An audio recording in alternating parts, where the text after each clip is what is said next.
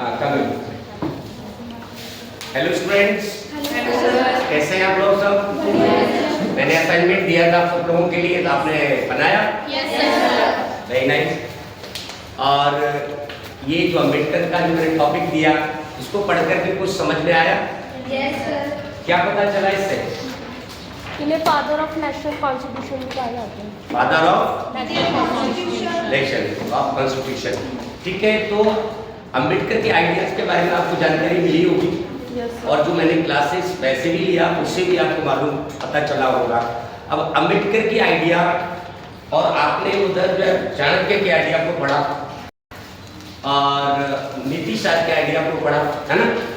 तो ये सारे आइडिया पढ़ने के बाद अम्बेडकर के आइडिया किस तरीके से डिफरेंट है, कौन कंपैरिजन कर सकता है? असाइनमेंट बनाया होगा तो पढ़ा भी तो होगा ना आपने। तो ये आइडिया, अम्बेडकर के आइडिया इन आइडियाओं से कैसे अलग है, क्या डिफरेंस है इसमें, बताइए। कौन बताएगा? हाँ नंदी, आप बताइए।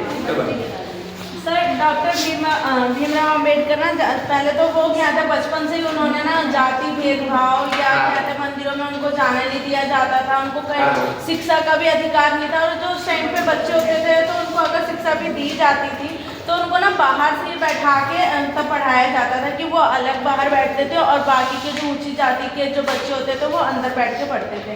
तो बचपन से ही भीमराव अम्बेडकर ने अपने समाज में सारी चीज़ों को देखा कि अछूत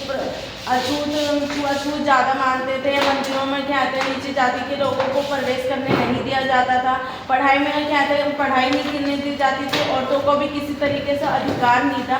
तो इसलिए ना क्या था, भीमराव अम्बेडकर ने जब ये सारी चीज़ों को देखा, फिर स्वतंत्रता संग्राम के बाद जब आज़ादी प्राप्त हुई तो उन्होंने सोचा कि हम एक क्या था, बहुत सारे देशों से उन्होंने संविधान से कुछ ना कुछ चीज़ों को लेकर एक संविधान का जब निर्माण किया, तो निर्माण करने के साथ साथ उनका ये विचार था कि हम अपने संविधान में कुछ ऐसी चीज़ लेके आए जिससे कि जो कि समाज के सभी वर्ग एक स्तर पर आ जाए। एक स्तर पर आने के बाद किसी को भी ऐसा ना हो कि हम छोटी जाति के या हम छोटे वर्ग के, हमें पढ़ने का अधिकार नहीं दिया जा रहा। तो उन्होंने सारे क्या सभी वर्गों को, चाहे महिलाएं हों पुरुष हों, सभी को एक स्तर पर लाने की कोशिश की। और कहते और इस टाइम पे कहते जो महिलाएं उनको भी पढ़ने का अधिकार है, या छोटी जाति उनको भी पढ़ने का अधिकार है। और कहते हैं नौकरी में सभी को अवसर प्राप्त होने चाहिए, चाहे वो कहते हैं प्राइवेट सेक्टर में हो या गवर्नमेंट सेक्टर में, सभी कहते हैं नौकरी प्राप्त करने के अधिकारी हैं। वेरी नाइस, कितना अच्छा बोला इसने। इसके बोलने से कुछ समझ में आया, कितना कॉन्फिडेंस के साथ में इसने अपनी बात कहने की कोशिश किया। और कौन बताएगा अम्बेडकर के डेमोक्रेसी पर क्या विचार थे? इसने पढ़ा इसके बारे में? पढ़ा नहीं है, असाइनमेंट तो बनाया होगा ना। और चले आओ, कोई बात नहीं, उसको अम्बेडकर के विचारों पर और अपनी बातें रखें, अपनी बातों को अपने अंदाज में प्रेजेंट करें। और कौन करेगा इसमें से, ग्रुप में से, क्लास में से करोगे? Very nice. सर जैसे कि उन्होंने बताया कि जो अम्बेडकर ने बचपन से बहुत सारे भेदभाव का सामना किया था, और समय के साथ उन्होंने सुधार करने के लिए बहुत सारी चीज़ें करी। उन्होंने शिक्षा को भी अपना हथियार बनाया। उन्होंने 8 साल के अंदर और लंदन स्कूल से और कोलंबिया यूनिवर्सिटी से अपनी पढ़ाई पूरी करी, और साथ ही उन्होंने भारत के अंदर आकर जो पिछड़े लोग थे उनके लिए अपने भारतीय संविधान के अंदर एक अच्छा नया कानून बनवाया ताकि आगे जाके आने वाले समय में जो है उनको भेदभाव का सामना ना करना पड़े, उनको आरक्षण दिया गया। और सर आज इसी सर जो संविधान में उन्होंने अपनी महत्वपूर्ण भूमिका निभाई, जिस कारण से हम सारी लड़कियाँ बैठ के पढ़ सकते हैं, साथ में सब बच्चों के साथ स्कूल में बैठ के पढ़ने को मिलता है, खाना पानी कोई भी भेदभाव का सामना नहीं करना पड़ता। और अगर मैं अर्थशास्त्र में अगर कोटले की बात करूँ या नगी की बात करूँ, तो जो उनकी सोच थी एक राज्य को लेकर के कि जो राजा है उसे कैसा होना चाहिए, अपने राज्य के लिए, अपने लोगों के लिए उसे कैसा बर्ताव रखना चाहिए, उसे काम के सिद्धांत भी दिए कि पहले राजा मंत्री, फिर देश की कैसी भूमिका होनी चाहिए, देश का क्या पर्यावरण या फिर कैसे उसकी ढांचा बनाना चाहिए, कैसे नियम लागू करने चाहिए। एक देश को चलाने के लिए जो चाणक्य उन्होंने अपनी नीति दी कि राज्य को कैसा होना चाहिए और राज्य कैसा होना चाहिए। लेकिन जो डॉक्टर भीमराव अम्बेडकर है, उन्होंने उस राज्य के जो लोग हैं उनको कैसा होना चाहिए, उनके बीच में जो भेदभाव है उसे खत्म करने के लिए बात कही थी। शाबाश, देखो इसमें थोड़ा कंपैरिजन करने की कोशिश किया। डॉक्टर अम्बेडकर के और चाणक्य के विचारों में अगर थोड़ा सा हम तुलना करें तो क्या पाया जाएगा कि वो कहीं ना कहीं एक कास्ट सिस्टम बेस्ड जो सोसाइटी है ना उसको कहीं ना कहीं समर्थन देते हैं। हल्का सा एक फुट दिखता है ना कि उसमें हल्का दिखता है नहीं दिखता, चाणक्य के जो उसमें कास्ट सिस्टम बेस्ड सोसाइटी को थोड़ा सपोर्ट करते हैं, लेकिन डॉक्टर अम्बेडकर के आइडिया इस सोसाइटी को बिल्कुल भी सपोर्ट नहीं करते, कास्टलेस सोसाइटी की बात करता है। ये कास्टलेस सोसाइटी की बात डॉक्टर अम्बेडकर क्यों कहते हैं, उसके पीछे क्या कहा है? वो कास्ट जातिवाद को खत्म ही करना चाहते हैं। उसके पीछे क्या कारण था, ऐसा क्यों करना चाहते थे बताइए? चलो आप बताइए क्या कारण था कि वो जातिवाद को एकदम खत्म करना चाहते थे? एक तो फर्स्ट ऑफ ऑल कि वो खुद भी एक दलित कम्युनिटी से बिलोंग करते थे, B.R. अम्बेडकर जी, और उन्होंने ये चीज़ देखी थी, कहते हैं ना जैसे हमारे संग वो चीज़ जो हमें फेस की तभी हम उसके लिए आगे लड़ते हैं कि हमें पता होता है कि क्या चीज़ हमें फेस हुई तो हमें इस चीज़ को रोकना पड़ेगा। कहते हैं ना जिसके ऊपर वो चीज़ आती है तो वो उसको फेस करने के लिए कुछ कोशिश नहीं करता, वो वही करता है जो पहले जो उससे सफ़र करता है। तो जो B.R. अम्बेडकर थे वो दलित कम्युनिटी के थे और उन्होंने ना काफ़ी सारे चैलेंजेस फेस किए अपनी लाइफ में, जैसे उनके संग भी गलत व्यवहार हुआ, अनटचेबिलिटी को लेके, छुआछूत को लेके, या कई जगह उन्हें पार्टिसिपेट करने का मौका नहीं मिलता। तो मतलब जैसे उन्होंने जब चैलेंजेस को फेस किया और उसके बाद उन्होंने सीखा कि जैसे इसमें ना इन्होंने एक बताया था कि वो उन्होंने लंदन की यूनिवर्सिटी से अपनी पढ़ाई को कंप्लीट किया, एकेडमिक अचीवमेंट के थ्रू उन्होंने खुद को दिखाया कि वो हायर एजुकेशन के थ्रू आपको इम्प्रूव कर सकते हैं। तो शायद वो खुद भी एक दलित कम्युनिटी से बिलोंग करते थे, तभी उन्होंने सोचा कि जो चैलेंजेस मुझे फेस करने पड़े वो आगे जाके और ऐसी कम्युनिटीज़ को ना करना पड़े, तो इसके लिए कुछ सोचना पड़ेगा।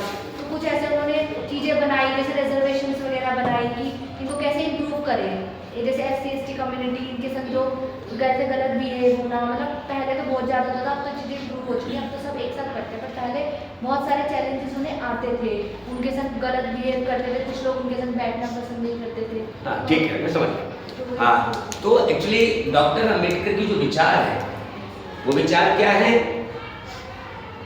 अब सोसाइटी को एक कास्टलेस सोसाइटी बनाना चाहते हैं, क्योंकि डॉक्टर अम्बेडकर भारत में डेमोक्रेसी स्थापित करना चाहते थे और डेमोक्रेसी एक ऐसा विचार है पूरे वर्ल्ड को एक्सेप्टेड है, पूरी दुनिया के सभी लोग, अमेरिका पावरफुल कंट्री है, ब्रिटेन है, फ्रांस है, जर्मनी है, पूरी दुनिया की जितनी भी पावरफुल कंट्रीज हैं जो उन्होंने अपने आप इकोनॉमिकली उस सोसाइटी में अपने आप को डेवलप किया। तो डॉक्टर अम्बेडकर ने विदेशों में पढ़ाई किया और डेमोक्रेसी के विचारों को महसूस किया और भारत को विकसित भी करना चाहते थे। विकसित करने के लिए उनके पास एक दिमाग में पिक्चर चल रही थी कि एक देश कैसे विकसित होगा, और विकसित करने के लिए समाज में जो समस्या है, ऑलरेडी समस्या जो उन्होंने अपने जीवन में देखा, उस समस्याओं को खत्म भी करना चाहते थे, उस देश को मजबूत भी बनाना चाहते थे।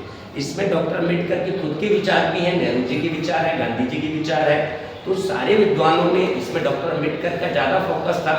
हमें स्पेशली आज का जो क्लास है हमारा, हम अम्बेडकर के विचारों को ही पढ़ेंगे, ठीक है। तो अम्बेडकर को डेमोक्रेसी के प्रति उनका क्या कंसर्न था? अम्बेडकर डेमोक्रेसी को पसंद करते थे, पूरे वर्ल्ड में डेमोक्रेसी चल रही है, उनको लगता है कि सामंती सिस्टम जो पहले चल रहा था, उसी सामंती सिस्टम की वजह से एक कास्ट सिस्टम भी ज़्यादा मजबूत हुआ, कई प्रकार की समस्याएं हुई, एक्सप्लॉयटेशन का कारण बना। और जब उन्होंने वर्ल्ड में पॉलिटिकल साइंस से भी पढ़े हुए थे, लॉ उन्होंने पढ़ा हुआ था, लॉ को वो कैसे बेहतर बनाया जा सकता है, इन सारी चीज़ों को वो अच्छे से जानते थे और समझते थे। तो वो भारत में डेमोक्रेसी इम्प्लीमेंट करना चाहते थे, और डेमोक्रेसी इम्प्लीमेंट करने के लिए कास्टलेस सोसाइटी का होना बहुत जरूरी है, क्योंकि जहाँ कास्ट होगी वहाँ पर क्या नहीं होगा, न्याय नहीं हो पाएगा, और हम एक अच्छे व्यक्ति को रिप्रेजेंटेटिव के रूप में नहीं भेज पाएंगे। तो कास्ट को खत्म करने के लिए उन्होंने कई प्रकार की किताबें लिखी। कौन सी किताब लिखी कास्ट को खत्म करने के लिए? हु वर द शूद्र। उसमें क्या लिखा है, कुछ इसमें आपने पढ़ा होगा, हु वर द शूद्रास।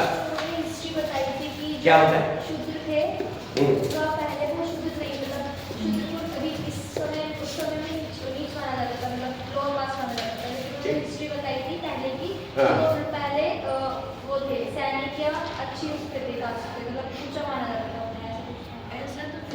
हाँ देख सर अम्बेडकर ने जो किताब है सूर्य की बताई थी, तो सूर्य है ना, पहले सूर्य मित्रों में भी कहीं के राजा थे, कहीं के शासक थे, कहीं के मंत्री थे, लेकिन जब कहीं पे युद्ध हुआ तो फिर जो जीत गया उन्होंने उसको अपना सेवक बना लिया, फिर ऐसे वो सारे शुद्ध बने। ये मतलब भूभद्र सूत्र एक बाबा साहब ने इसलिए लिखा क्योंकि जो नॉर्मल जो शूद्र कम्युनिटी जिसको बोला जाता है, हमारे वर्ण व्यवस्था के द्वारा भारत में एक पूरा सिस्टम था। तो वर्ण व्यवस्था के अंदर जो नीची कास्ट के जो लोग आते हैं, उन कास्ट के लोग काफ़ी इंफीरियरिटी कॉम्प्लेक्स से ग्रस्त हो चुके थे। इंफीरियरिटी कॉम्प्लेक्स होता है आदमी के अंदर, हीन भावना के शिकार बन चुके थे। वो हीन भावना के शिकार क्यों बने? क्योंकि जिनको सदियों तक दबाया गया, जो कोई भी महिला है, जैसे आज कई महिलाओं को आप देखेंगे, आज भी महिलाओं का माइंड कैसा सप्रेशन है, दमन टाइप का माइंड रहता है। कुछ महिलाओं अफसर बन गई अलग बात है। आजकल कई महिला ज़्यादा स्वाधिकारी बनने के बाद में कहीं ना कहीं उनके अंदर कुछ साइकोलॉजिकल एक सप्रेशन का माइंड होता है। वो जो क्योंकि पावर का खेल होता है ना सारा, जैसे ही आपने हल्का सा एग्रेशन दिखाया, सामने के लोग आपको दबा देंगे। तो डर के वजह से आदमी, एक तो दबने से डर लगता है उसको कि सामने वाला दबा देगा, एक साइकोलॉजिकली उसके अंदर अपने आप में इनबिल्ट रहता है, वही भावना से ग्रस्त होता है। तो डॉक्टर अम्बेडकर को ये महसूस था कि जो दलित कम्युनिटी के लोग, जो शूद्र लोग हैं, इनके मन में ऐसा रहता है, क्योंकि धार्मिक के आधार पर भी उनको एक हीन समझा गया, तो उनके अंदर एक आगे बढ़ने की जो जिज्ञासा होती है वो उनके अंदर मर चुकी थी कि भाई आप शासक नहीं बन सकते, आप गवर्नमेंट नहीं चला सकते, आप अधिकारी नहीं बन सकते, आप एक विद्वान नहीं बन सकते। तो डॉक्टर अम्बेडकर हमेशा कोट पैंट और टाई पहनते थे। वो एक मतलब एक अपने आप को एक अच्छा बनाने के लिए ऐसे रिप्रेजेंटेटिव ग्रुप पहनते थे, ताकि आप लोग भी देखें, आप भी अंग्रेजों की तरह रहें, आप भी एक अच्छा इंसान बन सकते हैं, जेंटलमैन की तरह आप भी दिख सकते हैं। मैं भी आपका ही कम्युनिटी का व्यक्ति हूँ, क्या हूँ? आपकी ही कम्युनिटी का व्यक्ति हूँ। मैं लंदन में पढ़ सकता हूँ, मैं अमेरिका में पढ़ सकता हूँ, मैं हिंदी बोल सकता हूँ, मैं अंग्रेजी बोल सकता हूँ, कई भाषाओं को मैं एक साथ में बोल सकता हूँ। तो आप भी बोल सकते हैं, आप भी विद्वान बन सकते हैं। तो उन्होंने सूत्रों की खोज, एक किताब है, उसको इसलिए लिखा क्योंकि वो एक जाति का मूल कारण जानना चाहते थे। क्योंकि डॉक्टर अम्बेडकर भी तो नहीं समझ पा रहे थे नहीं जाति आई कहाँ से, क्योंकि जाति का रूट को जानने के लिए जाति आई कहाँ से और ये पूरा डिफरेंस लोगों में पैदा कैसे होगा, इस बात को डॉक्टर अम्बेडकर जानना चाहते थे। उनको ये बात पहले पता नहीं थी, तो इसके लिए उन्होंने संस्कृत को पढ़ा और भारत में समाज का जो प्रॉब्लम थी उसको वो बिल्कुल खत्म करना चाहते थे, ये उनका ध्येय था। अब इसके लिए क्या करना पड़ेगा, कैसे करना पड़ेगा, इसके लिए उन्होंने लॉ पढ़ा, पॉलिटिकल साइंस को समझे, तो पॉलिटिक्स का इस्तेमाल करना पड़ेगा। समाज को रिफॉर्म करने के लिए क्या चाहिए? पॉलिटिकल माइंड भी चाहिए। कानून का ज्ञाता होना पड़ेगा, तो कानून को लॉ किया। इकोनॉमिक्स को पढ़ना पड़ेगा, गरीबी को खत्म करने के लिए इकोनॉमिक्स से पीएचडी किया। प्रॉब्लम ऑफ रुपीज उन्होंने क्या एक अपनी थीसिस लिखा, जो आज वर्तमान में रिजर्व बैंक ऑफ इंडिया के रूप में जाना जाता है। उनकी किताब के द्वारा ही पूरा डिजाइन किया गया है। उनकी संविधान से पूरा भारत चलता है। उनकी एक किताब है रिजर्व बैंक ऑफ इंडिया, जिससे पूरे देश का इकोनॉमिक स्ट्रक्चर कंट्रोल होता है। समझ गए? रिजर्व बैंक ऑफ इंडिया उन्हीं की डिजाइन है, उन्हीं की थे। तो भारत में वो रेक्टिफिकेशन करना चाहते, समाज को सुधार करना चाहते थे, भारत को मजबूत बनाना चाहते थे। तो उन्होंने जाना कि भारत में सबसे बड़ी समस्या सामाजिक समस्या है, साइकोलॉजिकल प्रेशर है, पॉलिटिकली मजबूत होना पड़ेगा। अब पॉलिटिकली मजबूत होने के लिए उनको समझ में आया democracy is the better option, कि देश को मजबूत बनाने के लिए हमारे पास डेमोक्रेसी तो है, लेकिन डेमोक्रेसी को एक इफेक्टिव बनाने के लिए और क्या करना पड़ेगा? सामाजिक समस्याओं को खत्म करना पड़ेगा। क्या करना पड़ेगा? सामाजिक जो ऑलरेडी समस्या है, महिलाओं की समस्या है, दलितों की समस्या है, उन समस्याओं को देखना, एक बैलेंस सोसाइटी क्रिएट करना था। क्या करना था?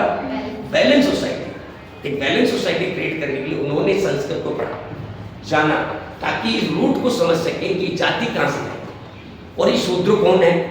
भूभद्र सूत्र, इसका मतलब वही जाति की खोज। जैसे बोलते हैं ना कि भाई हमारी बॉडी में, जैसे डॉक्टरों ने चेक किया ना कि हमारे प्रकार 4 प्रकार का ब्लड होता है, नहीं देखा, डीएनए होता है, उसको चेक कर लेते हैं ना कि कहाँ से आया, कैसे आया।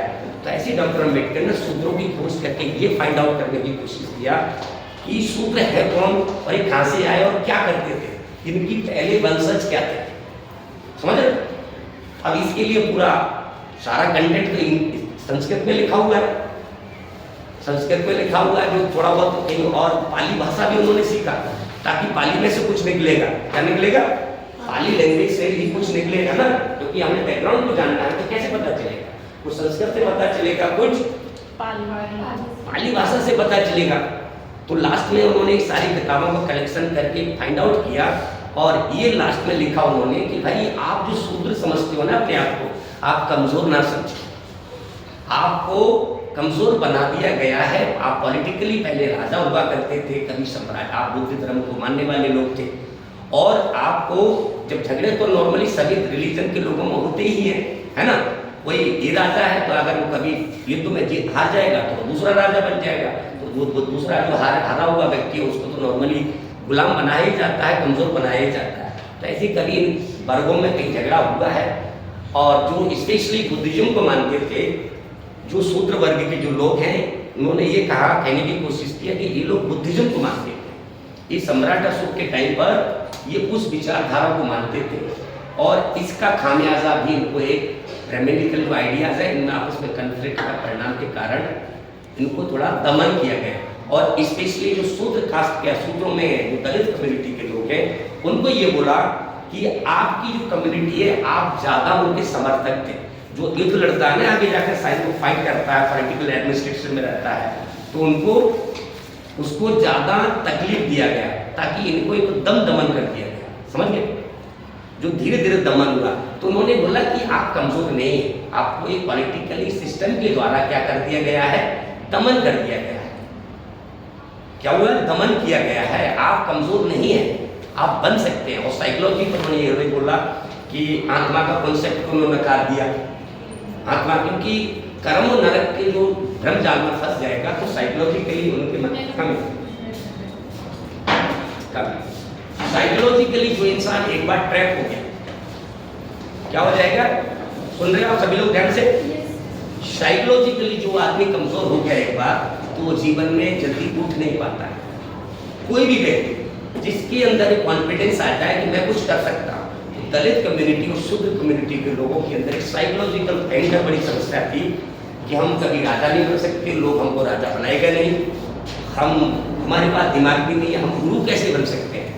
तो इस तरह की मेंटेलिटी से वो शिकार थे। तो उन्होंने अपनी पर्सनालिटी को इस तरीके से दुनिया के सामने रखा, अपने भाषणों के माध्यम से उन्होंने बातों को रखा कि आप मजबूत हैं, आप बस अपने गंदे कर्मों को छोड़िए, मीट मांस को छोड़िए, गलत मतलब जो जानवरों को खाते थे ना पहले लोग समाज, उनकी समाज के लोग है, तो उन्होंने बोला कि ये आपकी गंदी चीज़ों को आपको छोड़ना पड़ेगा और आप पढ़ाई पर ध्यान दें, स्टडी पर ध्यान दें, तभी जाकर के आपके जीवन का उद्धार हो सकता है। तो ये जातिवाद जब खत्म हो जाएगा तभी जाकर के हमारा पॉलिटिकल स्ट्रक्चर में क्या इम्प्लीमेंट हो पाएगा? डेमोक्रेसी आ सकती है।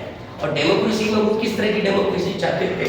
पूरे वर्ल्ड में तो डेमोक्रेसी ऑलरेडी चल रही है, लेकिन डॉक्टर अम्बेडकर ने डेमोक्रेसी के बारे में ये बात कही है कि जो व्यक्ति, भले दुनिया के अंदर डेमोक्रेसी ऑलरेडी चल रही है, ये डेमोक्रेसी का मतलब बहुमत के लोगों का आतंकवाद भी हो सकता है या बहुमत के लोगों का अत्याचार भी हो सकता है। वो कैसे हो सकता है अत्याचार, बताइए? बहुमत के लोग, डेमोक्रेसी का मतलब मेजोरिटी के लोग किसी माइनॉरिटी पर अत्याचार कर सकता है या नहीं कर सकता? कैसे कर सकता है बताइए? चलिए कैसे करेगा? मेजोरिटी है ना, गवर्नमेंट है, हमने प्राइम मिनिस्टर हमने बनाया तो मेजोरिटी से बनाया, तो कैसे अत्याचार कर सकता है? वो सरकार आपने बनाया, कौन बताएगा? वो चाहेगा तो अपनी मन की नीतियाँ कुछ भी बना सकता है। वो ये नहीं है कि जनता का इसमें हित हो रहा है, जो माइनॉरिटी धर्म का हित हो रहा है नहीं हो रहा है, वो जो मेजोरिटी है पीपल्स होंगे उनके लिए नीतियाँ बनाएगा ताकि उनका ज़्यादा से ज़्यादा फायदा हो और जो माइनॉरिटी होगी उनका मतलब उनके जो हित का है वो हानि होगी हमारी। ठीक है, कर सकता है, मतलब कहीं ना कहीं अत्याचार मेजोरिटी जो है, मेजोरिटी गवर्नमेंट जो है ना, कहीं माइनॉरिटी पर अत्याचार कर सकती है। तो ये बात डॉक्टर अम्बेडकर जानते थे पहले से, उनको मालूम था। तो इससे समस्या से बचने के लिए उन्होंने क्या किया? पढ़ा ना अपने असाइनमेंट में, पढ़ा कि नहीं पढ़ा? पढ़ा कि जो माइनॉरिटी का माइनॉरिटी के ऊपर अत्याचार हो सकता है डेमोक्रेसी के अंतर्गत भी, तो इसको बचाने के लिए उन्होंने क्या काम किया? संविधान निर्माण किया।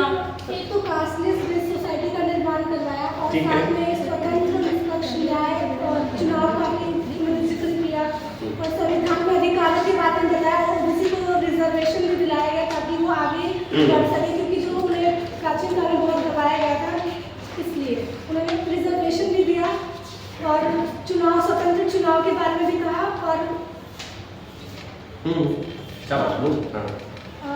उन्होंने कास्टलेस बेस्ड सोसाइटी के बारे में कहा कि यहाँ पे जातिवाद को एकदम खत्म कर दें, क्योंकि जातिवाद एक मतलब ब्राह्मणों की सोच थी कि ब्राह्मण की उत्पत्ति ब्रह्मा के मुख से हुई है, वैसे ही जो वैश्य होते हैं उनकी उत्पत्ति ब्रह्मा जी के पैरों से हुई है। ये एक ब्राह्मण सोसाइटी की सोच थी, इसको उन्होंने नकार दिया पूरे तरीके से। शाबाश। तो अब एक बात सोचिए कि जिस देश की जनता इस बात का विश्वास करती हो कि हम ब्रह्मा के मुख से पैदा हुए, हम पैरों से इंसान पैदा हुआ, एक कोई नेशनल इंसान इस पर बिलीव कर पाएगा? नॉर्मली नहीं कर पाएगा, कोई कर पाएगा इस पर? लेकिन हमारे भारत की जनता इस पर विश्वास करती थी किसी जमाना। अब तो हम मॉडर्न हो गए, अब हमारा दिमाग एजुकेशन की वजह से खुल गया, साइंस का कॉन्सेप्ट हमारे ब्रेन में चला गया, हम डार्विन थ्योरी को पढ़ने लगे, समझ रहे? तो हमारे दिमाग थोड़ा कहीं ना कहीं विकसित हुआ, तो ये सारी चीज़ें कहावत के रूप में रह गई हैं, लोग इस पर जल्दी विश्वास नहीं कर पाता है। लेकिन इससे हम एक बात का अंदाजा लगाते हैं कि हमारा देश कितना मेंटली कमजोर था। मानोगे इस बात को? इस बात को मानोगे या नहीं मानोगे? क्या मैं किसी बात को फोर्स कर रहा हूँ? नहीं कर रहा हूँ। आप मेंटली खुद से सोचिए, लॉजिकली सोचने की कोशिश करिए कि पॉसिबल नहीं हो सकता। लेकिन जो आदमी इस पर विश्वास करता है, इससे हमारे देश की जनता का मेंटल स्ट्रक्चर, हमारा ब्रेन क्या है, देश की जनता मतलब हमारा ब्रेन है, और जिस इंसान का ब्रेन ही कमजोर होगा वो देश तो वैसे ही कमजोर होगा। इंसान की पहचान या देश की पहचान किससे होती है? आपके थॉट प्रोसेस से होती है। आपकी जनता कैसे सोचती है, आपके देश के, जैसे मैं क्लास का पढ़ाता हूँ, मेरी पावर कैसे पता चलेगा कि मैं अच्छा पढ़ाता हूँ? मेरी स्टूडेंट्स के अंदर जो उसका नॉलेज दिखाई देगा, उसकी थॉट भी क्लैरिटी दिखाई देगा, उससे रिफ्लेक्शन में ऑटोमेटिकली पता चल जाएगा कि किस टीचर ने सो पढ़ाया। पता है कि किस टीचर ने आपको, क्योंकि टीचर का नॉलेज स्टूडेंट्स के अंदर जाता है, थॉट्स में क्लैरिटी आती है, आइडियाज उसके बिल्डअप होते हैं। मैं यहाँ पर सबके सामने बोल रहा हूँ, मैं कुछ कह रहा हूँ, मैं हमेशा उसको नकार रहा हूँ, लॉजिकल बातें कह रहा हूँ, क्योंकि मेरी अपनी समझ है, मेरा अपना लॉजिक कहता है। और आप अपना भी बुद्धि लगाएंगे तो लास्ट में आप पाएंगे कि सर जो कह रहे हैं वो सही कह रहे हैं, तो लास्ट में आपका माइंड एक लॉजिकल वे में कन्वर्ट होगा कि नहीं होगा? तो अब दूसरी बात ये है कि डॉक्टर अम्बेडकर डेमोक्रेसी में सोशलिज्म लाना चाहते थे। वो जानते थे कि माइनॉरिटी को कैसे रोका जाए, माइनॉरिटी के अत्याचार को कैसे रोका जाए, समझ पा रहे हो? तो उन्होंने सोशलिज्म का भी सारा सोशल स्टेट की बात की। अब देखो इसमें थोड़ा सा पढ़ते हैं एक बार। राज्य समाजवाद का डॉक्टर अम्बेडकर के विचार, यानी कि उन्होंने राज्य के अंदर समाजवाद, राज्य एक समाजवाद है जिससे कि कोई अमीर आदमी गरीब आदमी का शोषण ना कर पाए। समाजवाद एक आइडिया, जैसे मार्क्सिज्म आपने पढ़ा होगा, सुना होगा। मार्क्सिज्म और कैपिटलिज्म है, जैसे सोशलिज्म और कैपिटलिज्म दो वर्ड है। ये क्या है दो वर्ड बताइए? विचारधारा। ये कैसे विचारधारा, और यही विचारधारा पूरी दुनिया के अंदर फैली हुई है। क्या है?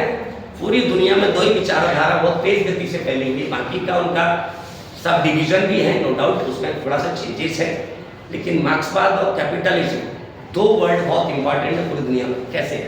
और कैपिटलिज्म का माइंडसेट क्या कहता है और सोशलिज्म का माइंडसेट क्या कहता है, आप लोग बताइए पहले, तो उसके बाद में अपनी बताइए। सोशलिज्म क्या है, समाजवाद क्या है, बोलिए। समाजवाद ये है कि जिसमें जो गरीब वर्ग है उनके हितों के लिए काम किया जाए, सबको साथ में लेके चला जाए, और ज़्यादा से ज़्यादा फोकस जो आम जनता है उनके ऊपर किया जाए, जो गरीब है उनके ऊपर किया जाए, उनके हितों के लिए नीतियाँ बनाई जाए जिससे उनका फायदा हो। ये है। और दूसरी बात वो है कि उसमें ज़्यादा फोकस अमीर जो क्लास, एलिट क्लास होती है उनके ऊपर होता है, उनके फायदे में नीतियाँ बनती हैं। तो ये पूंजीवाद है। वो ज़्यादा मतलब कैपिटल, मतलब पैसों पे ज़्यादा फोकस करते हैं। वो ये नहीं देखे कि मतलब जो गरीब वर्ग है उसका मतलब उनका लाभ हो रहा है या नहीं हो रहा है। तो पूंजीवाद ज़्यादा पैसों पे ध्यान देते हैं, वो बस उनका मकसद ही ये होता है बस पैसे कमाना है। हाँ बिल्कुल, उनका मकसद फाइनली क्या होता है, अपना आर्थिक फायदा उनके लिए इम्पोर्टेंट होता है, कल्याण का भाव उसके अंदर नहीं होता है। तो डॉक्टर अम्बेडकर कहने के मार्क्सिज्म का जो आइडिया है, यानी कि सोशलिज्म उसी से निकला हुआ वर्ड है। अब आपने एक और किताब बताता हूँ डॉक्टर अम्बेडकर की, Buddha and Karl Marx. Buddha and Karl Marx. पहले तो मैं एक बात क्लियर करना चाहूंगा कि कार्ल मार्क्स क्या कहता है और कैपिटलिज्म क्या है। कैपिटलिज्म प्रॉफिट की बात करता है, मैक्सिमम प्रॉफिट चाहिए, चाहे किसी को डैमेज हो जाए उससे कोई फर्क नहीं पड़ता। लेकिन सोशलिज्म क्या कहता है कि सब कुछ स्टेट के द्वारा कंट्रोल होना चाहिए। अगर मार्क्स की बात करें तो मार्क्स तो ये कहता है सीधा स्टेट लेड सोसाइटी की बात, स्टेट लेड सोसाइटी की बात करता है। वो स्टेट्स के अगेंस्ट क्यों खड़ा रहता है मार्क्स, राज्य के खिलाफ रहता है। क्यों रहता है? क्योंकि उसको ये मालूम है, उसको किसको, मार्क्स को ये पता है कि भाई राज्य जो होता है एक एक्सप्लॉइटेटिव इंस्टीट्यूशंस है। क्या है? एक्सप्लॉइटेटिव इंस्टीट्यूशन है। किसने बोला ये? मार्क्स ने बोला। उसने एक्सप्लॉइटेटिव इंस्टीट्यूशन क्यों कहा, क्या कहा? जबकि राज्य में हम चाणक्य को पढ़ा तो चाणक्य क्या कहता है कि राज्य के बिना तो हम एक जंगल राज है या फिर क्या बोलते हैं मत्स्य राज है। क्या है? मत्स्य न्याय है कि नहीं?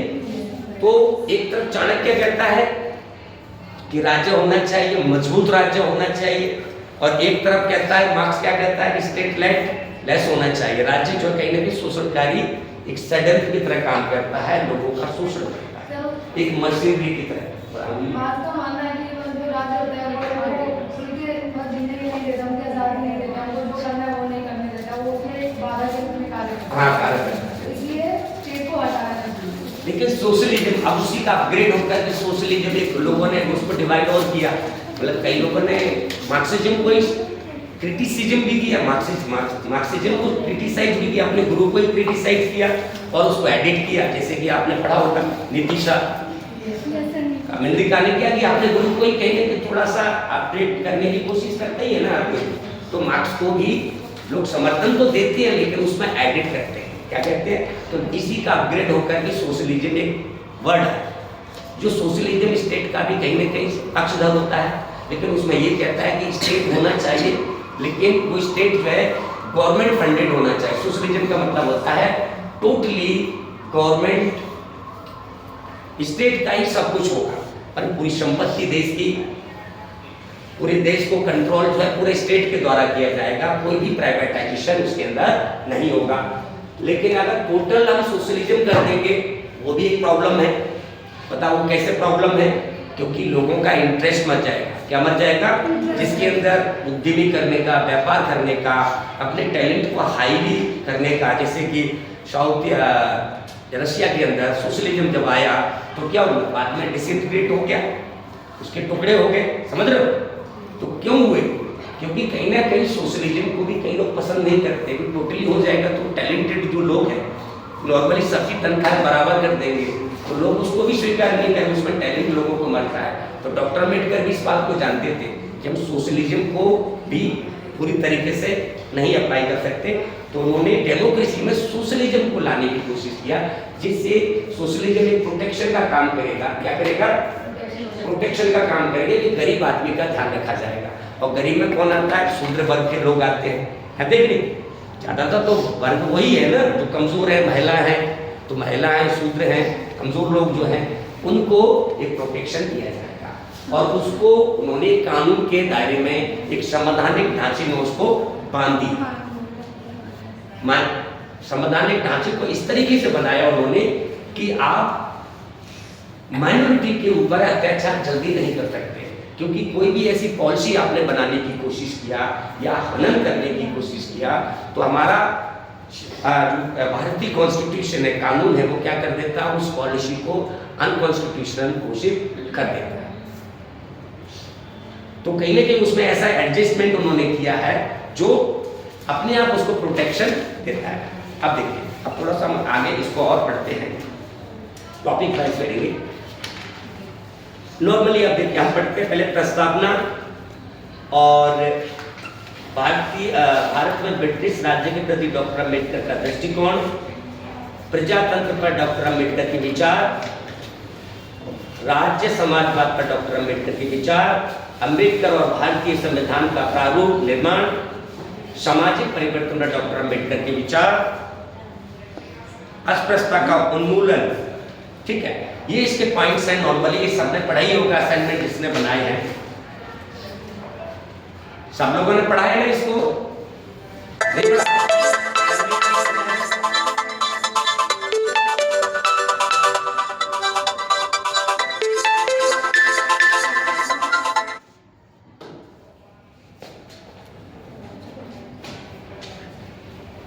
चल गया इसको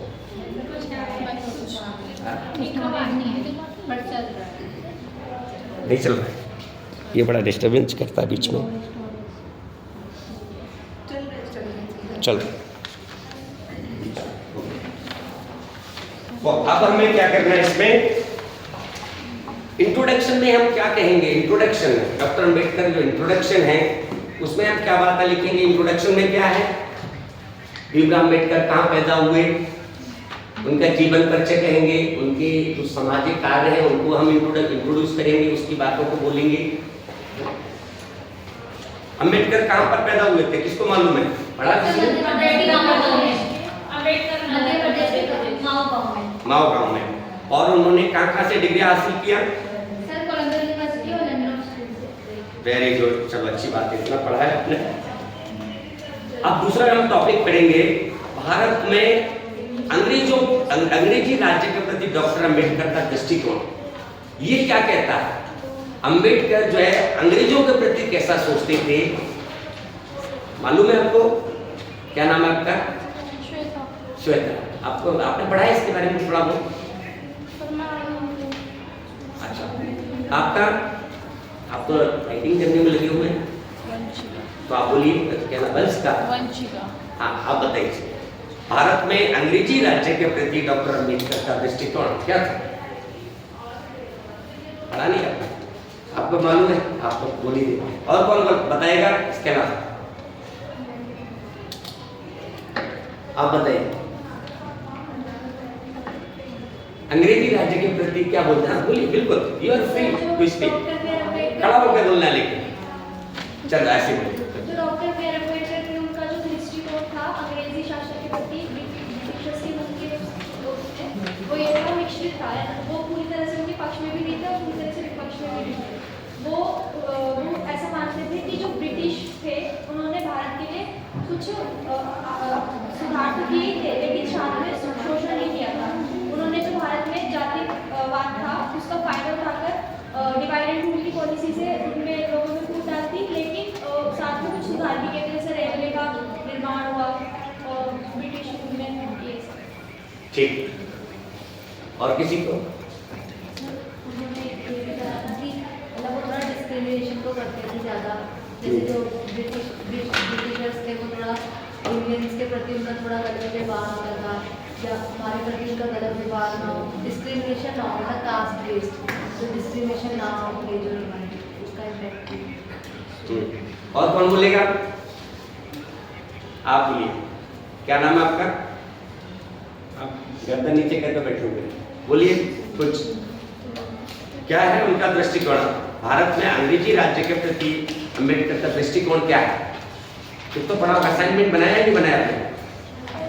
तो फिर पढ़ा बिना के मतलब लिख दिया उसको, जो मैंने दिया था उसी नोट्स को ही लिख दिया है, पढ़ा दिया उसको? याद नहीं है? और कौन बताएगा? आप बताओ, आप बोलो। नहीं बनाए? चलो मैं आपको बताता हूँ कि भारत में अंग्रेजी राज्य के प्रति डॉक्टर अम्बेडकर का दृष्टिकोण। अंग्रेजों के प्रति डॉक्टर अम्बेडकर, कई लोगों का ऐसा आरोप है, क्या आरोप है? कि कई लोगों का ऐसा आरोप लगाते हैं कि डॉक्टर अम्बेडकर अंग्रेजों के प्रति वफादार थे, ऐसा कुछ बोलते हैं कुछ लोग, समझ लो। लेकिन सच्चाई ये नहीं है। सच्चाई क्या बोली? क्या डॉक्टर भीमराव अम्बेडकर को इसलिए बोलते थे क्योंकि जो उनके फादर थे ना वो कहीं ना कहीं अंग्रेजों के क्या कहते हैं काम अंग्रेजों के लिए काम करते थे, फौजदार थे। फौजदार तो थे, अंग्रेजी फौज में ही भर्ती थी। हाँ। और अंग्रेजी फौज से जो सैलरी मिलती थी, हाँ। उसी सैलरी की ताकत से तो उन्होंने अपने बच्चे को पढ़ाया। हाँ। सर वो कॉलोनिया से पढ़ के गए तो इसलिए जो सबको लगता है कि हाँ हाँ, तो ये ज़्यादा ही मानते हैं अंग्रेजों को या हाँ, इसलिए कई लोगों को ऐसा सुनने में आता है, कई लोग बोल देते हैं, मैंने सुना है कहीं, या तो कहीं ऐसे नॉर्मल डिस्कशन में पब्लिकली तो कोई बोल नहीं पाता। पब्लिकली किसी पॉलिटिशियन की हिम्मत है कि वर्ड बोल सकता है, लेकिन ऐसा सुनते हैं, कह देते हैं लोग। लेकिन उसके पीछे डॉक्टर अम्बेडकर को ये विश्वास था कि अंग्रेजी जो कुछ भी है, कहीं ना कहीं उनके मन में एक इरादा तो ठीक है। क्या इरादा ठीक है? कि ये दलित कम्युनिटी के लिए कुछ ना कुछ एक रास्ता, छुआछूत का भाव तो नहीं है, कम से कम ये तो विश्वास था उनको। क्या अंग्रेजों को जातिवाद से लेना देना थोड़ी ना था, कोई मतलब नहीं था उनको। तो ये जातिवाद की समस्या तो हमारे भारत की है ना, हमारी सामाजिक समस्या है कि नहीं? तो अंग्रेज ये चाहते थे, सुनिए आवाज क्या बीच में हंस रहे हो आप लोग? बड़े अटेंशन के साथ इधर तो आपको सुनना है। अंग्रेजों के प्रति अम्बेडकर का व्यवहार था, विचार था कि भाई अंग्रेजों से वो उम्मीद करते थे कि आप ये गवर्नमेंट को चला रहे हैं, भारत की सरकार आपके अंडर में है, तो आप को तो जातिवाद से भी प्रॉब्लम नहीं है, आपको तो नहीं है ना, आपका तो मन भी अच्छा है ना, आपको तो कोई प्रॉब्लम नहीं है, आप तो पॉलिसी बना सकते हैं, आपके पास पावर भी है। क्या है आपके पास? पावर है ना, गवर्नमेंट तो आपकी है। तो आप दलितों के उत्थान के लिए आप कोई ऐसी स्ट्रॉन्ग पॉलिसी क्यों नहीं बनाते हैं? इससे ये पता चलता है कि आपका मन भी ठीक नहीं है या आप सुधार करने के इच्छुक नहीं है, यानी कि आप भी कहीं ना कहीं भारत से फायदा लेने के लिए बैठे हैं। You are not also not a good शासक, आप भी बढ़िया शासक नहीं है, ये आरोप डॉक्टर अम्बेडकर ने लगाया। अगर आप बढ़िया शासक होते, जब आपकी नीयत शासन करने की होती, तो शासन में तो आप देख रहे हैं कि कमजोर आदमी है, तो कमजोर आदमी को अपलिफ्ट करना तो आपकी ड्यूटी है, और जब उसको अपलिफ्ट आप करेंगे, ऊपर उठाएंगे, तो हो सकता है जो ऊपर शासन में बैठे हुए सवर्ण जो जाति के लोग हैं वो आपके खिलाफ आंदोलन भी करेंगे। तो उनका ये कहना था कि भाई आप लोग आंदोलन से डरते हैं, क्या करते हैं कि भाई जैसे हम दलित कम्युनिटी के लिए बढ़िया पॉलिसी बनाएंगे तो सवर्ण समाज के जो लोग हैं वो क्या कर देंगे? आंदोलन कर देंगे, आंदोलन करेंगे। यानी कि सवर्ण समाज से आप लोग डरते हैं, तो डरते किस लिए? एक अच्छा शासक डरता है कभी किसी से? चाणक्य में नहीं पढ़ा आपने? अच्छा शासक डरता नहीं है। चाणक्य ने यही बोल रहा है, चाणक्य ने यही बात बोला है ना, आप राजा हैं या प्रधानमंत्री हैं, जब आपके मन में है कि ये गलत हो रहा है तो आप आंदोलन होने दो, जो हो रहा होने दो, आपकी नीयत में खोट है, कहीं ना कहीं आप भी क्या करना चाहते हैं, इनका सहयोग लेकर के आप भी यहाँ से संपत्ति लूटते हैं, क्या लूटते हैं? भारत की संपत्ति लूट रहे हैं, अपना लग्जरियस लाइफ जीते हैं, हमारा जो भारतीय गवर्नमेंट का जो पैसा है आप उसको अपने इस्तेमाल करते हैं। ये आरोप डॉक्टर अम्बेडकर ने सीधा अंग्रेजों पर लगा दिया। सोचिए, इतनी बड़ी बात बोलना कोई छोटी बात नहीं है या नहीं है? तो इसी बात के कारण लोग बाबा साहब को एक क्रांतिकारी इंसान कहते हैं, और ये क्रांतिकारी वर्ड है अपने आप में। एक गवर्नमेंट के खिलाफ ये लाइन बोलना तो नॉर्मल बात नहीं है कि आपकी नीयत ठीक नहीं है, आप काम नहीं करना चाहते या आप डरते हैं। आप इसके उनका ये लगता था कि भाई इससे बेहतर तो हम अपनी स्वाधीन से गवर्नमेंट बना लेते हैं, हम आपका पक्ष भी करें तो क्या फायदा है?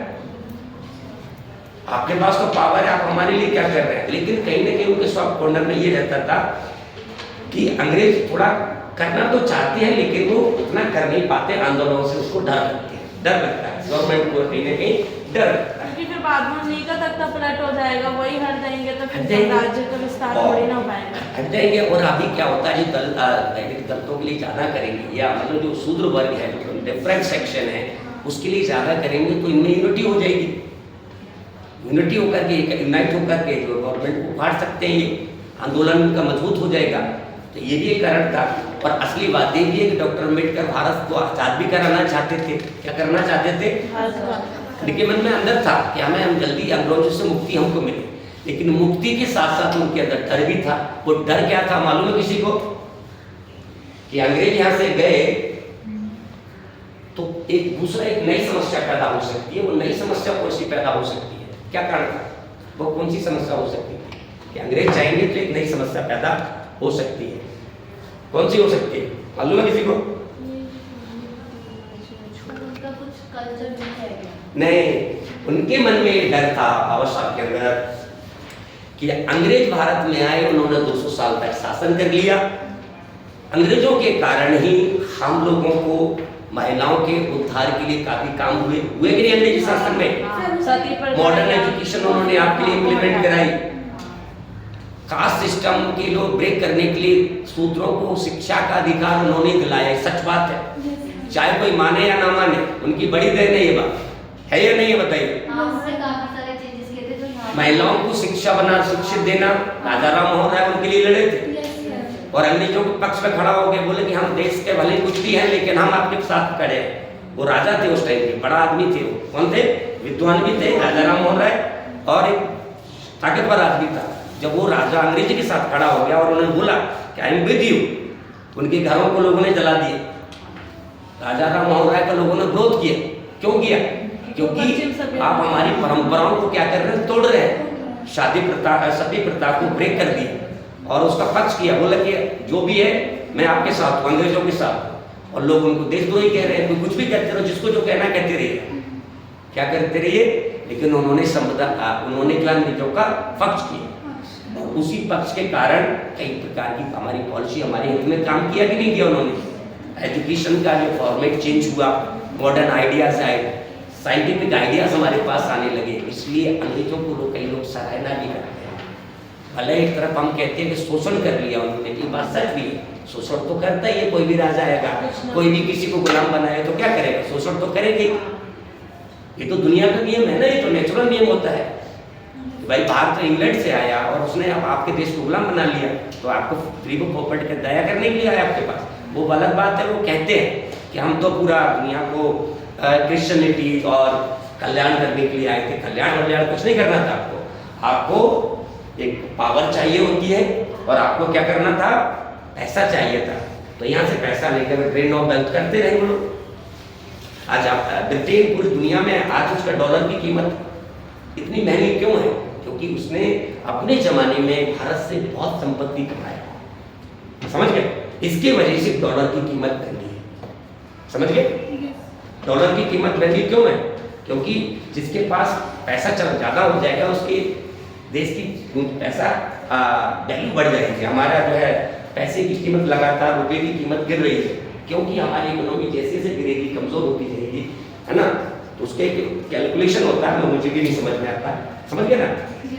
तो अंग्रेजों ने लूटा और उसके बाद तो बाबा साहब अम्बेडकर को ये डर था कि भारत से अगर अंग्रेज चले गए, और अंग्रेजी शासन तो कहीं ना कहीं नरम है, जातिवाद नहीं है इसके अंदर। सरकार जो भी है पैसा कमाने के लिए कर रहे हैं, लेकिन इनके मन में हमारे प्रति कोई भेदभाव नहीं है। जो भी ऑनेस्ट कर रहे हैं करने की कोशिश करेंगे। लेकिन यहाँ पर अगर ब्राह्मणिज्म वाला आ गया तो ये तो ज़्यादा डेंजरस है। अंग्रेजी सत्ता से अगर ये सत्ता इनके हाथ में पहुँच गई तो ये तो वही वाला सिस्टम कर देंगे। महिलाओं को एजुकेशन ब्लॉक या शूद्रों को एजुकेशन ब्लॉक, समझ गए? नो एजुकेशन आपको क्या होता है, ब्राह्मणिक जो एक इमेजिनेशन वर्ल्ड जिसको बोलते हैं, साइकोलॉजिकल ट्रैपिंग जिसको बोलते हैं, आपको उसमें फंसा देंगे जहाँ पर वैज्ञानिक थॉट्स और आइडियाज का कुछ जगह नहीं है। एक जाति वाली सिस्टम के द्वारा आपको टॉर्चर कर दिया जाएगा। तो इस बात का उनको डर था कि ये डेमोक्रेसी भी आना है, और डेमोक्रेसी के अंतर्गत जो शूद्र वर्ग है, दलित कम्युनिटी है, उनको भी इसमें रिप्रेजेंटेशन मिले। तो अंग्रेजों के साथ में उनका साफ कहना था कि जब आप यहाँ से जाएंगे तब जाएंगे जब हमको हिस्सेदारी मिलेगी। जब तक हिस्सेदारी नहीं मिलेगी और जब तक हिस्सेदारी के लिए नेहरू जी, गांधी जी या जो भी उनके बड़े नेता हैं, जब तक वो उसमें हिस्सेदारी देने के लिए तैयार नहीं है, तब तक तो हम यही कहेंगे अंग्रेज आप भी हैं। 10 साल रहिए, 20 साल रहिए, 50 साल रहिए, 100 साल रहिए, जब तक हिस्सेदारी हमको कोई ये लोग देने के लिए तैयार नहीं है, तब तक आप ही हैं। समझ गए ये बात? इसका पीछे कारण क्या था? नहीं, भगाना भी चाहते थे, ऐसा नहीं है कि अम्बेडकर भगाना नहीं चाहते, लेकिन वो नेहरू जी से भी बात करते थे, गांधी जी से भी कहते थे कि देखो जब सरकार आएगी, जब अंग्रेज यहाँ से जाएगा, सरकार भारत के पास आएगी, जब सरकार भारत के पास आएगी तो हमें भी हिस्सेदारी चाहिए। क्या चाहिए? किसमें हिस्सेदारी चाहिए? सरकार में। और हिस्सेदारी आएगी तो उससे क्या होगा? उनका उत्थान होगा, उनको डिग्निटी मिलेगी, सम्मान मिलेगा और राजा टाइप का फील करेंगे। करेंगे नहीं करेंगे? वो जज बनेंगे, मजिस्ट्रेट बनेंगे, अफसर बनेंगे, प्रशासन के अंदर पावर पर मनी आएगा उनके पास। तो ये चाहते थे कि भाई डेमोक्रेसी जब आए तो उसमें दलित कम्युनिटी का भी रिप्रेजेंटेशन होना चाहिए। इसलिए उन्होंने पूना पैक्ट वाला जो कॉन्सेप्ट था, एक बार लड़ाई हुई थी उनकी गांधी जी की, और पूना पैक्ट पे एक बड़ा नाम सुना है आपने इसके बारे में? क्या है पूना पैक्ट, बताइए। सर मुझे इतना याद नहीं है पर नाम सुना है पूना। अच्छा, पूना पैक्ट। पूना पैक्ट कैसा? गांधी जी और अंबेडकर के बीच का एक भयंकर बड़ी घटना है उस टाइम की, कि गांधी जी अब अंबेडकर चाहते थे कि जो दलित कम्युनिटी है उसको अपलिफ्ट करने के लिए एक ऐसा कानून, जो राउंड टेबल कॉन्फ्रेंस हुई थी लंदन में, उस लंदन की कॉन्फ्रेंस में जब वो गए तो उन्होंने अपने दुख और तकलीफ, अपनी कम्युनिटी की तकलीफ को वहां के प्राइम मिनिस्टर को बताया। क्या बताया? कि भाई इतनी बड़ी समस्या हमारे देश में है, हमारे दलितों का ना तो कपड़ा पहनने का अंदाज है, ना एजुकेशन है, ना इनके पास संपत्ति है, दुनिया के बस नौकरी करते हैं, मजदूरी करते हैं, इनके पास कुछ है नहीं, इनका कोई डिग्निटी नहीं है और ना एजुकेशन है, और ना जो आदमी जो उनका मालिक बन के बैठा जिसके घर में काम करते हैं, ना उनके अंदर कोई दया है कि इनको एजुकेशन दे, इनको पैसा दे ताकि ये लोग भी डिग्निटी के साथ जी सके। तो ये बात वहाँ के प्राइम मिनिस्टर को ये बात बोला, एक ग्रुप के साथ, साइन सिग्नेचर के साथ में प्रोजेक्ट बना करके पूरा एक होता है, क्या बोलते हैं, एक आर्टिकल बना करके पूरा प्रेजेंट किया वहाँ की राउंड टेबल कॉन्फ्रेंस, वहाँ के गवर्नमेंट के सामने अपनी बात रखी। तो ये बात से तुरंत वो क्या हो गए, अम्बेडकर से सहमत हो गए। क्या आप चाहते क्या है?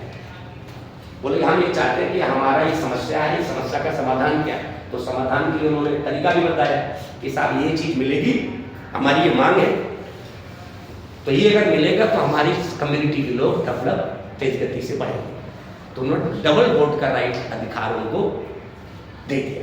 मुझे मानना चाहते थे अम्बेडकर, वहां पर गांधी जी भी बैठे थे।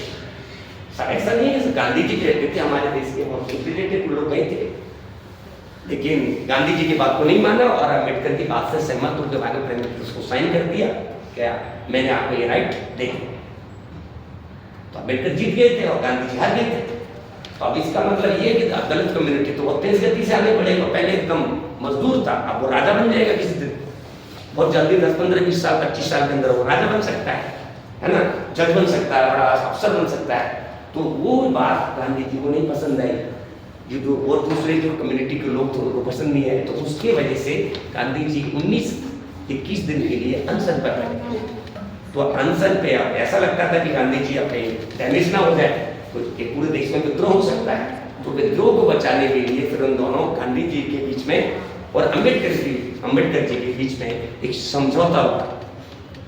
समझौता होने के बाद तो उसमें जो पहले हार्ट वेव थे ना रिप्रेजेंटेटिव वाला, तो उसको एक रिजर्वेशन में कन्वर्ट कर दिया। बोला कि हम आपको रिजर्वेशन तो नहीं देंगे, वो नहीं देंगे, डबल वोट का जो राइट था उसको हटा करके रिजर्वेशन की प्रथा से कर रहा है। समझ गया? जो भारत में रिजर्वेशन चलता है वो रिजर्वेशन पूना पैक्ट के द्वारा ही आया, जो गांधी जी के साइन से हुआ है। गांधी जी और अम्बेडकर के बीच में जो बहस चली, क्या कौन आ गया? इंग्लिश